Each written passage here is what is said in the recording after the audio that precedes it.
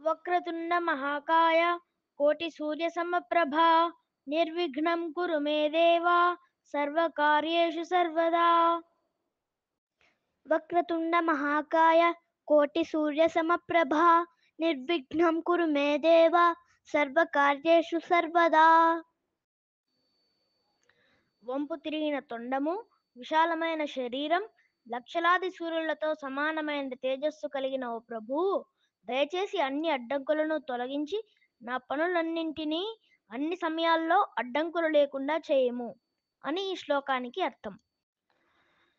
తొండమునేక దంతమును తోరపు బొజ్జయు వామహస్తమున్ మెండుగమ్రోయు గజ్జెలును మెల్లని చూపుల మందహాసమున్ కొండొక గుజ్జు రూపమున కోరిన విద్యలకెల్లా నొజ్జయై ఉండెడి పార్వతీ తనయ ఓయి గణాధిప నీకు మ్రొక్కెదన్.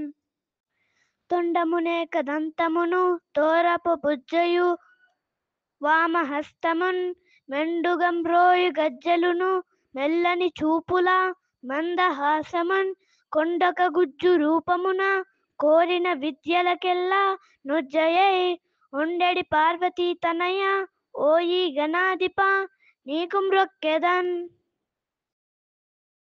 ఈ శ్లోకంలో గణేశ్వరుని వివిధ లక్షణాలు మరియు రూపాల పట్ల ఆరాధన ఉంటుంది. గణేశ్వరుడు వంకరగా ఉన్న తొండముతో పాటు ఆయన యొక్క గజముఖం, మెల్లగా కదులుతున్న గజ్జెలు మరియు మృదువైన అందమైన నవ్వు ద్వారా భక్తులకు ఆనందాన్ని పంచుతాడు. గణేశుని విద్య మరియు జ్ఞానాల యొక్క రూపంగా పరిగణించడంతో ఈ శ్లోకంలో ఆయనను అడ్డంకులను తొలగించే దేవతగా కూడా ప్రార్థన చేయబడింది.